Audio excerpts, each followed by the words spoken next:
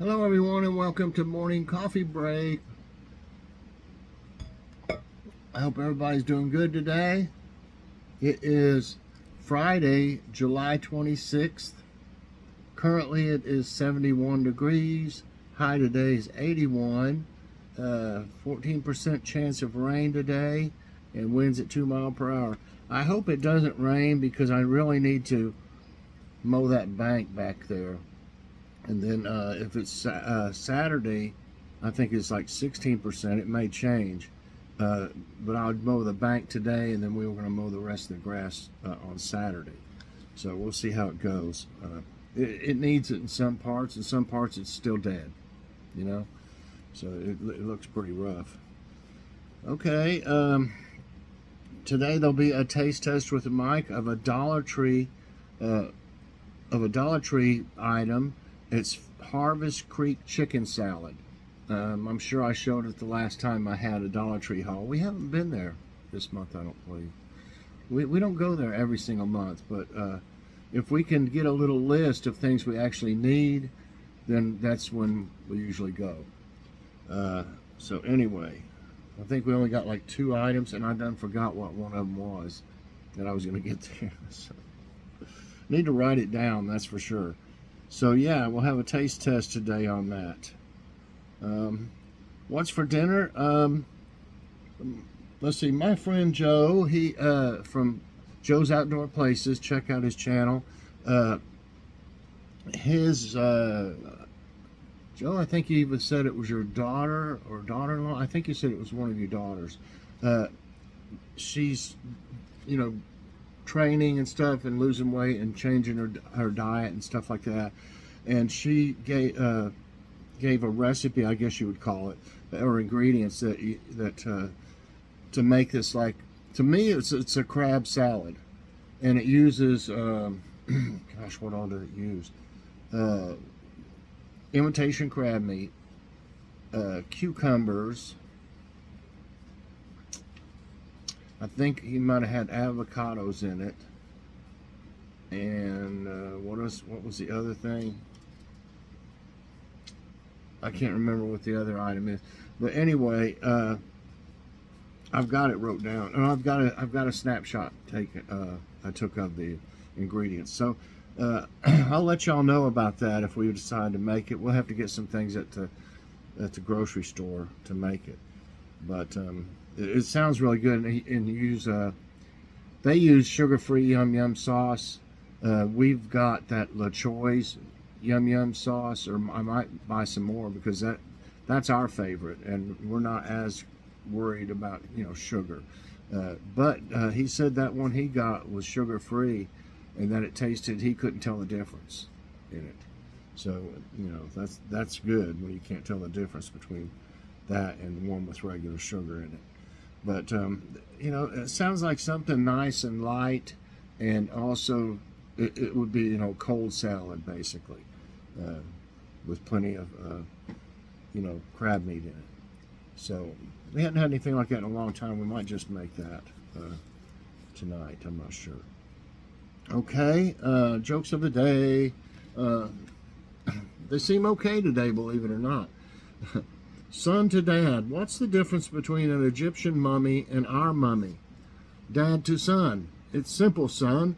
When we see an Egyptian mummy, you get fear, but when we see your mummy, then I get fear. What'd you do to be afraid? Yeah.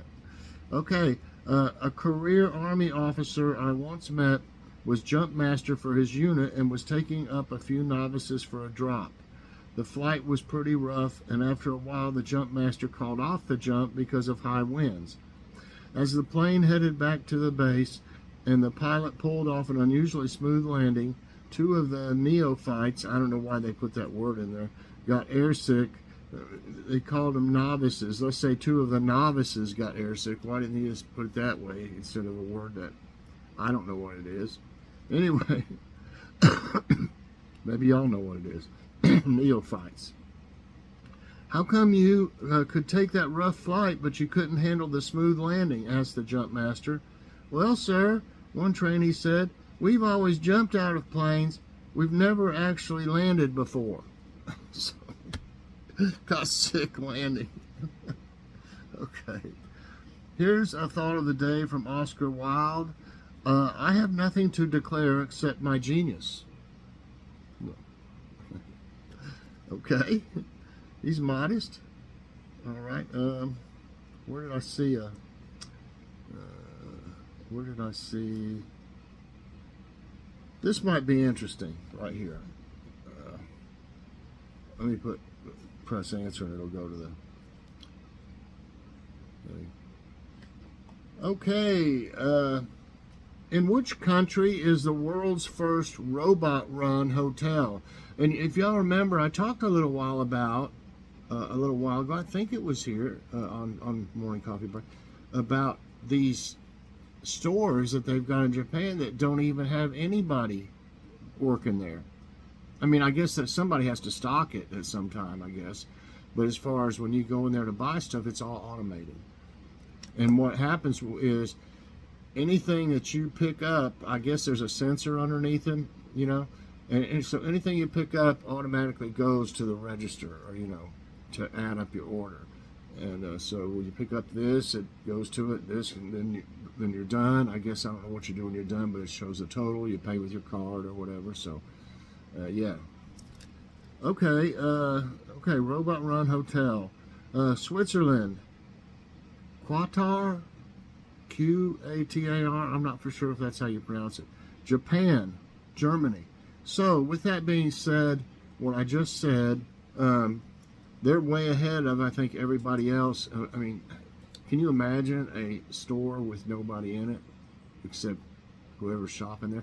I don't know if what would make me wonder, though, is does it just let one person in? I mean, maybe you have to wait in line, because it wouldn't have been confusing to it if there was 4 or 5 people in there grabbing things at once. So I'll bet that's what happens. You can only have one customer go in at a time. You just have to wait, I guess. So that makes me think that they could easily have a robot-run hotel in Japan. And that's right. Okay, let's see what it says about this. Introducing state-of-the-art technologies, Hinna Hotel in Japan is the world's first hotel staffed by robots, registered as Guinness. Why was it registered as Guinness? I don't understand that part. Do you want to have such an experience at a hotel of being greeted and helped with check-in and check-out by robots who speak your language? It's not in sci-fi movies, but in Japan. You know what? I hate to say it, but the robots are probably way more polite than a real person. Wouldn't you say? They wouldn't get aggravated. Nothing would affect them emotionally, I would imagine. They just, we're sorry, we'll take care of that, this or that. They're probably very accommodating. I hate that, but it's probably true. Okay, so I got that one right. Okay, next question. Which of these countries is credited with the invention of the guitar? Tennessee? That's not a country, but it's a state. India, Greece, Italy, Spain. Well. I'm thinking, for some reason, I'm thinking Spain. Like, are mariachis in Spain too, or are they just like, are they in Mexico, I guess? But anyway, some reason I got this mental image of Spanish people playing guitars first. Okay, Spain. Oh, the other ones were India, Greece, and Italy. I'm right. Okay. The guitar is a plucked string musical instrument believed to have originated in Spain early in the 16th century, deriving from the guitarra latina, a late medieval instrument with a waisted body and 4 strings. Okay. Next question. Hold on just a minute. Okay. Which U.S. president has ascended to the top of the St. Louis Arch? John F. Kennedy, Barack Obama, Dwight D. Eisenhower, Lyndon B. Johnson. Well, I know that thing's been there for a long time, but for some reason, I want to say Barack Obama. No, it's Dwight D. Eisenhower. So it has been around there for a long time. Although the Gateway Arch was built as a monument to Thomas Jefferson's vision of Western expansion, the Secret Service has forbidden all presidents from visiting the top of the arch.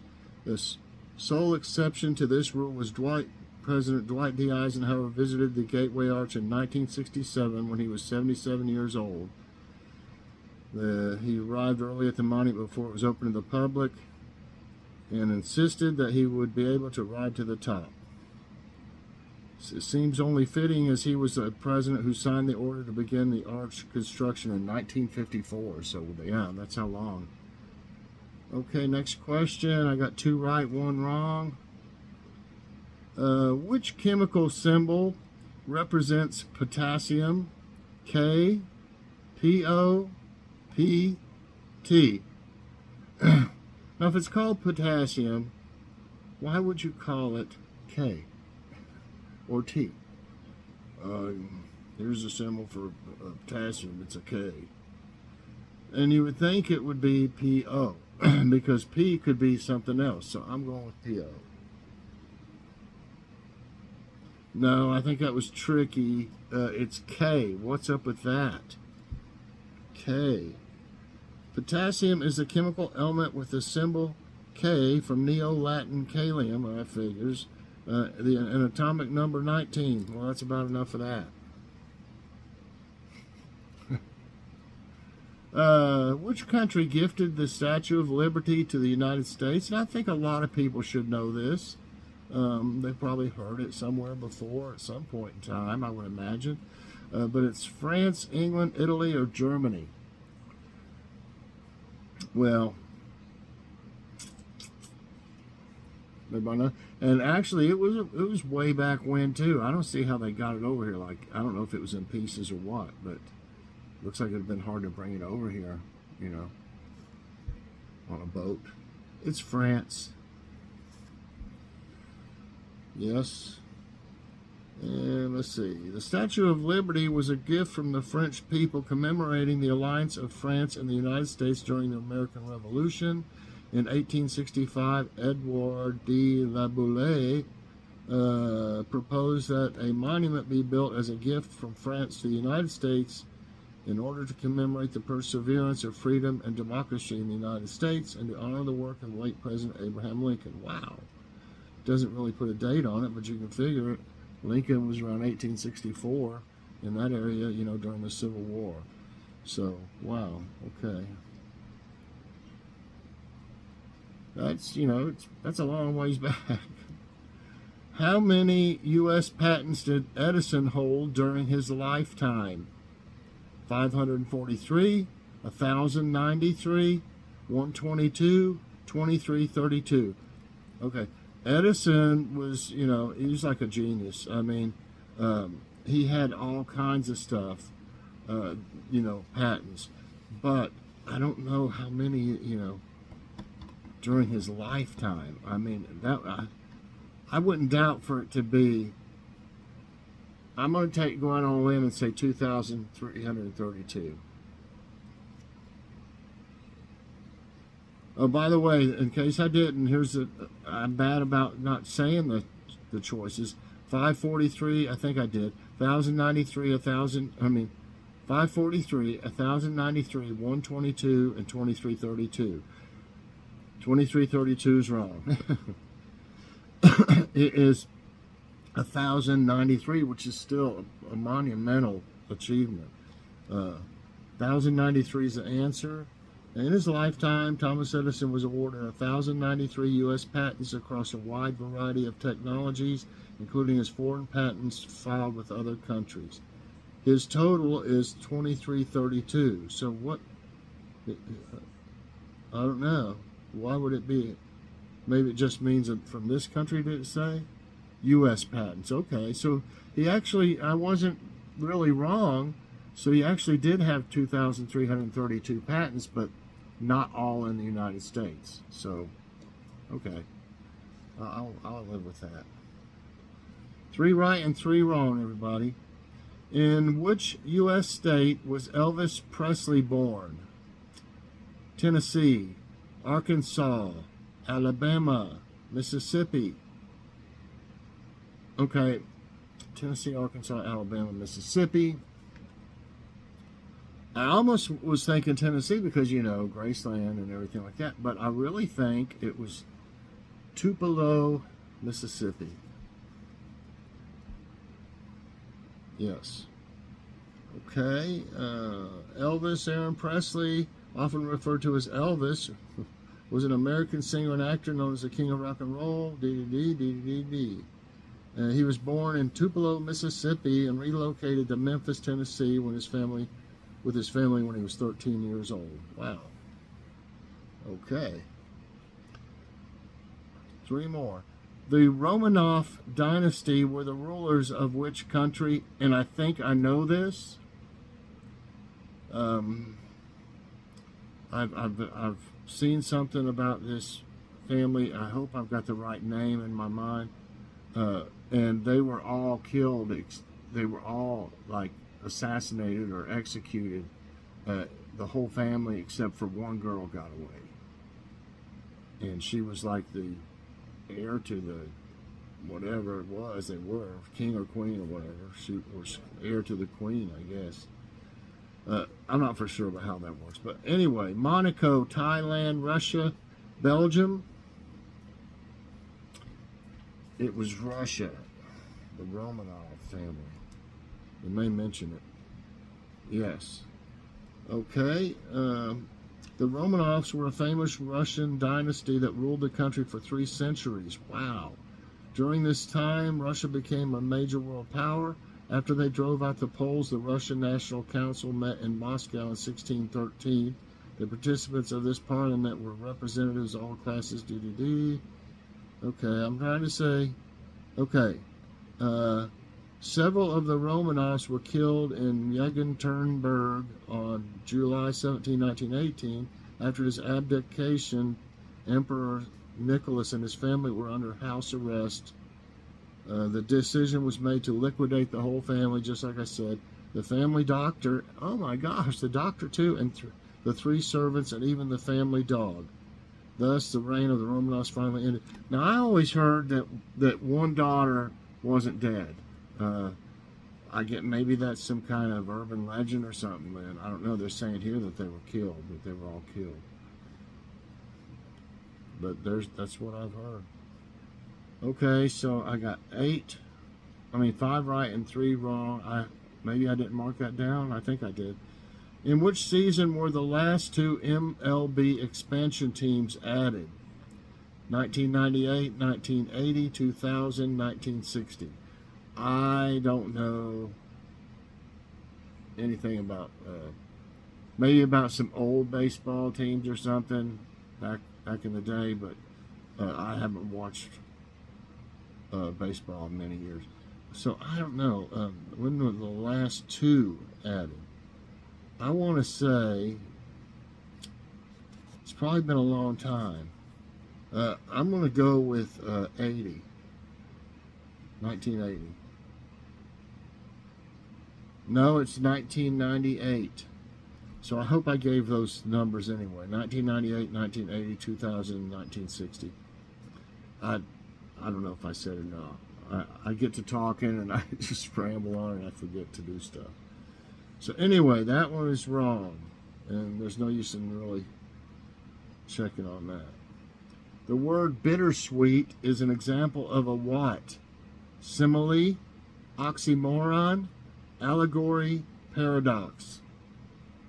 Simile, oxymoron, allegory, paradox. I think that's an oxymoron because you got 2 opposite things in one word, bittersweet. I think it's an oxymoron is what. Yes. And the word bittersweet is an oxymoron that reveals an object or idea's double-sided existence. An oxymoron is a literary device combining oppositional words to create a unique word or phrase. All right, everybody, I've got 6 right and 4 wrong. These were a little tricky today. Some of the things I didn't have any idea about. So I learned something, but, you know, I did over half, but I'm surprised I didn't miss some others. So anyway, I hope y'all enjoyed today's trivia time and morning coffee break. If you did, I hope you'll press that like button. Also subscribe if you haven't already, and share this out. Hold on, and hit that so you get all my videos as soon as they come out. Everybody, I hope you have a great morning and a great day, and definitely check out Taste Test with Mike later on. Item from Dollar Tree that you might want to try. So thanks for watching. Have a great day, and see you later on, everybody. God bless.